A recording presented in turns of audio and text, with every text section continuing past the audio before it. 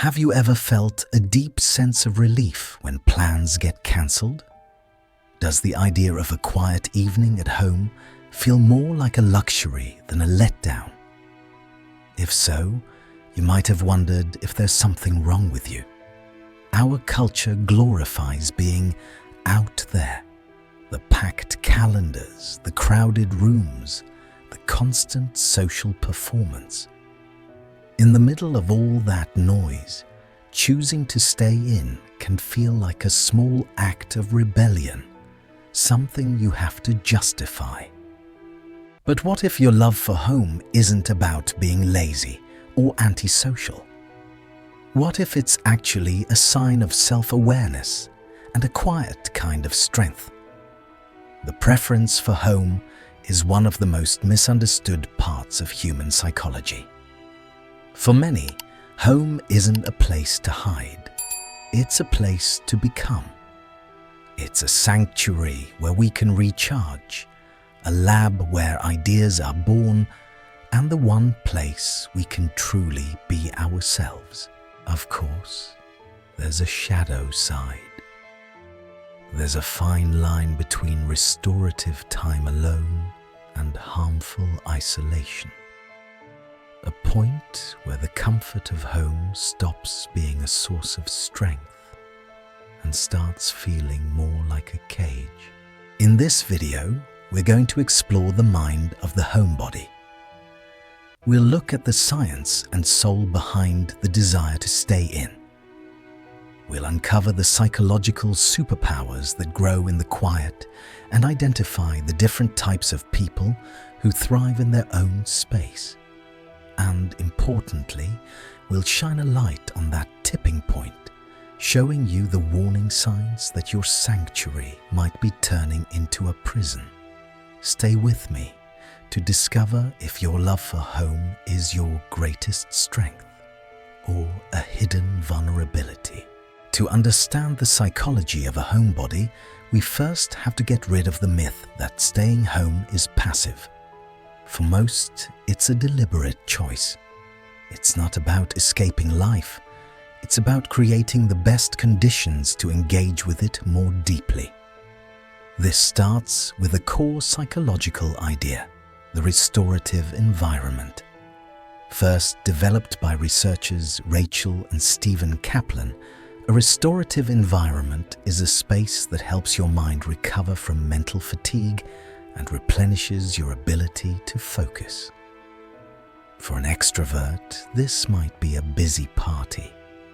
But for many others, especially introverts, the opposite is true.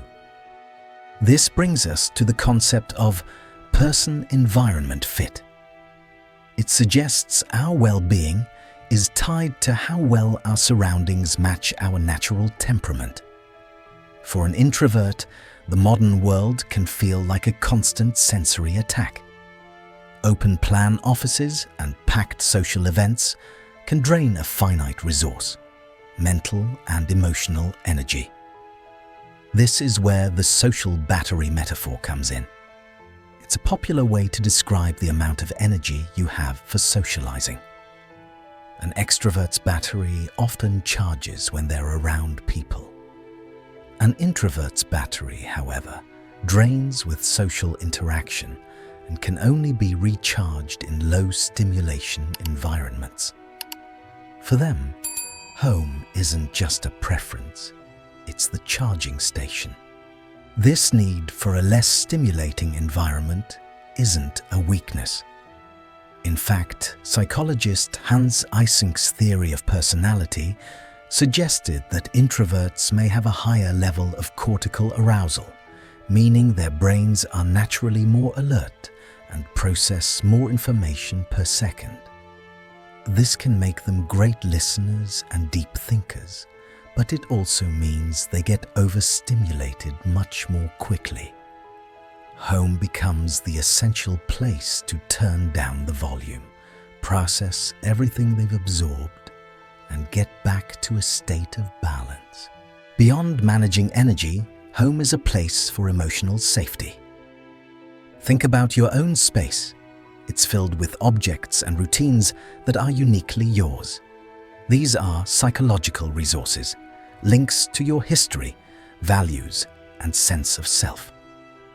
In a world that often asks us to wear different masks, at work, with friends, with family, home is where the mask can finally come off. There's no need to perform, no fear of judgment. That freedom is where true self-reflection can happen. This sanctuary effect has real health benefits.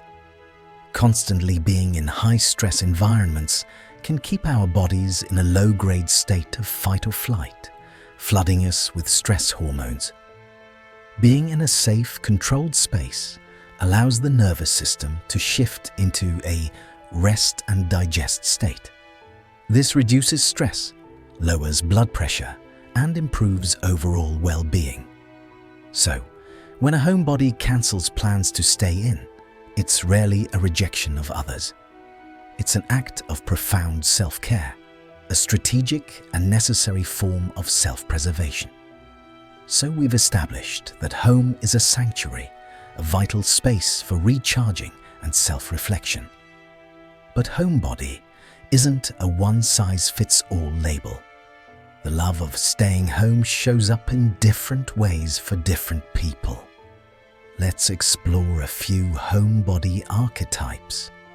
As we go through them, see which one sounds the most like you. First, we have the creative soul. This is the artist, the writer, the musician, the coder, or the dreamer. For the creative soul, solitude isn't empty, it's the canvas. Their home is their studio, their workshop, their laboratory. The outside world, with its interruptions and noise, is a distraction from the rich world inside their head. True creativity often requires deep, uninterrupted focus, a state of flow that's nearly impossible to achieve in a noisy environment. Think of the novelist who needs to live inside a character's mind, or the programmer building an intricate world of logic. For them, being alone is a prerequisite for their work. It's during these quiet, focused periods that their best ideas surface. Their preference for staying home isn't about avoiding people. It's about making space for their creations to be born. They aren't withdrawing from life. They are withdrawing into the very process of creating it. Next, we have the recharger, also known as the true introvert. This archetype gets to the core of what it means to be an introvert. For the recharger, the main function of home is energy regulation. Their experience of the world is defined by that social battery we talked about. Every interaction costs them a bit of energy. While they may genuinely enjoy talking to people, the cumulative effect is draining. Large crowds or constant small talk can deplete their battery fast, leaving them feeling exhausted and mentally foggy. The recharger isn't antisocial. They are selectively social. They often prefer a deep, one-on-one conversation over a big, superficial party. But even meaningful connections have an energy cost. Home becomes their non-negotiable sanctuary, the only place the outside world stops making demands on their energy. The feeling of walking through their front door after a long day is one of palpable relief. It's the shedding of a performance. Society, which is often built for extroverts, can misunderstand this need.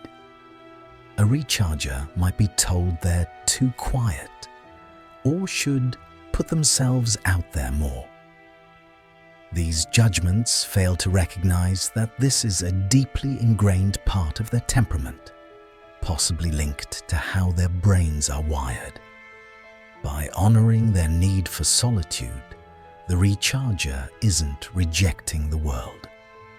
They are making sure they have enough energy to show up in it as their best, most authentic selves. Finally, let's meet the deep thinker or the philosopher. This person's home is a sanctuary for the mind. While the creative soul uses solitude to build things and the recharger uses it to restore energy, the deep thinker uses it to process. Their main activity at home is reflection, analysis, and understanding. They use their quiet time to journal, read, watch documentaries, or simply sit and unravel their thoughts and experiences. For the deep thinker, the modern world moves too fast for real comprehension. Life happens, conversations fly by, and news breaks in a relentless stream. They feel a deep need to hit pause, to take a piece of it and examine it from all angles. Home is the only place they can do this without the pressure to immediately react. It's their space for psychological digestion. They reflect on conversations from days ago, connecting dots they might have missed. They think about their own behaviors and emotions, which helps them build self-awareness. This deep reflection is crucial for their identity. By understanding their own minds in a calm environment, they are better equipped to navigate the chaotic world with intention. They aren't just reacting to life, they are consciously responding to it. Their love of staying home shows their belief that a meaningful life isn't just about what you experience, but about the understanding you get from it. So, which of these archetypes do you see in yourself? Are you a creative soul, a recharger, a deep thinker, or a mix? Let me know in the comments below. Understanding your own archetype is the first step toward harnessing its power. We've celebrated the home as a place of power, creativity, and restoration. But we have to be honest here, because there's a hidden danger. There is a fine line that's all too easy to cross without noticing. What happens when your sanctuary starts to feel more like a cage? This is the tipping point where a healthy love for home sours into a psychological trap. It's the shift from restorative solitude, which is chosen, to harmful isolation, which is driven by fear. The environment might look the same, but the psychological experience is completely different. Recognizing the warning signs is a critical act of self-care. The first warning sign is your motivation. Are you staying home out of preference or avoidance? Preference is a pull toward the joy of home. It feels good and empowering. Avoidance is a push away from the outside world. You're not staying home because you want to, but because the thought of leaving fills you with dread or anxiety. This is no longer just introversion. It may be creeping into social anxiety. The home is no longer a charging station, it's a fortress. The second warning sign is the emotional quality of your time alone. Healthy solitude feels peaceful and fulfilling. You may be alone, but you don't feel lonely. Loneliness, its toxic counterpart, feels empty and painful.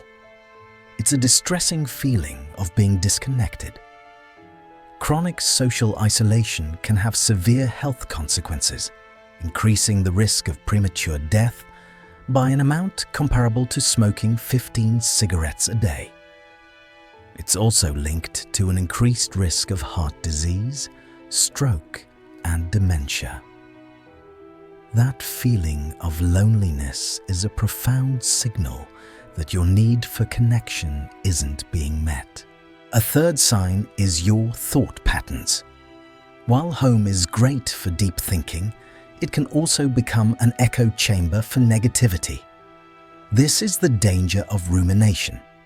Without new perspectives or stimuli, the mind can get stuck in a negative loop, replaying mistakes or obsessing over worries. The silence that was once calming now just makes your anxiety louder. A fourth sign is a feeling of stagnation. Your home should be a place of being, but also a place of becoming. When your time at home is filled with growth, it's life-affirming. But when it becomes defined by pure passivity and watching life from the sidelines, it's a red flag. This feeling of being stuck is a powerful sign that your comfort zone has become a stagnation zone. Finally, look at the state of your sanctuary itself. When your home is a place of well-being, you tend to care for it. A major warning sign is when that sanctuary starts to physically decay. Clutter piles up, cleaning is ignored, the curtains are always drawn. A disorganized or dirty environment is no longer restorative. It becomes a physical manifestation of your internal state, reinforcing the very stress and depression you might be feeling. Recognizing these signs can be unsettling, but the goal isn't to force yourself to become an extrovert or to abandon the sanctuary that brings you peace. The goal is balance. It's about making sure your home remains a springboard, not a cage. Here's some actionable advice. First, practice intentional socializing. Shift your mindset from "I should socialize" to "How can I socialize in a way that nourishes me?" This means quality over quantity. Be selective. Identify the people and activities that genuinely fill your cup. For a recharger, that might mean swapping a loud bar for a quiet dinner with one or two close friends. Schedule these interactions in advance so you can mentally prepare. Second, discover the power of a third place.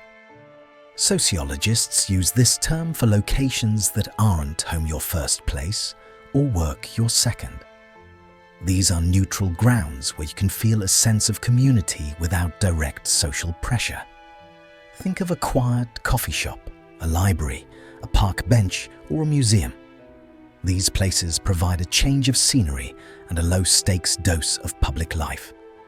You're out in the world, breaking the isolation, but you remain in control. Third, use the social snack. Not every social interaction needs to be a 3-course meal. Sometimes, a small snack is enough to fight off loneliness. This could be a 5-minute phone call to a family member, a warm exchange with a cashier, or a thoughtful text to a friend. These micro-connections are powerful reminders that you're part of a larger social fabric, and they don't require much energy. Fourth, actively curate your sanctuary. Make a conscious effort to turn your home into a space that promotes well-being. Open the curtains and let in natural light, which is a proven mood booster. Declutter one small area at a time. A clear space helps foster a clear mind. Fill your home with things that inspire you, like plants, art, or music. By ensuring your home is a bright and organized space, you are actively creating a platform for positive mental health. Finally, engage in growth-oriented activities at home. The best way to combat stagnation is to ensure your home remains a place of learning. Don't let your time at home be defined only by passive consumption.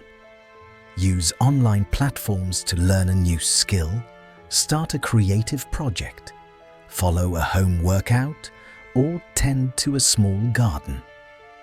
These activities provide a sense of purpose and progress, transforming your home from a place where you simply exist to a place where you actively evolve.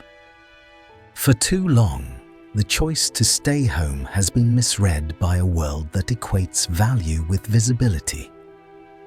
But as we've explored, the love of home is rarely about a fear of the world. More often, it's about a love for your own inner world. It's a preference rooted in the need to regulate energy, nurture creativity, and understand yourself away from the noise.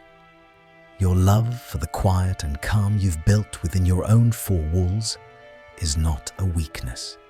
It is a quiet superpower. It allows you to think more clearly and know yourself on a level that many people, in their constant rush, never achieve. But like any power, it requires wisdom. The key is balance, to ensure your home remains a sanctuary, not a prison. It's about honoring your need for peace while gently pushing your own boundaries so your world stays expansive. It's about building a strong enough foundation inside yourself that you can engage with the world on your own terms. So the next time you feel a pang of guilt for craving your own space, remember this: you are not missing out. You are tuning in. You are tending to your inner landscape and recharging your soul. And in a world that's constantly trying to pull you out of yourself, the decision to come home to yourself may be the most powerful choice of all.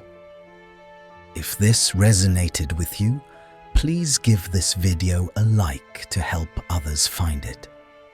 And if you want to keep exploring the psychology of how we live, be sure to subscribe and click the bell so you don't miss what's next. Thank you for spending this quiet time with me.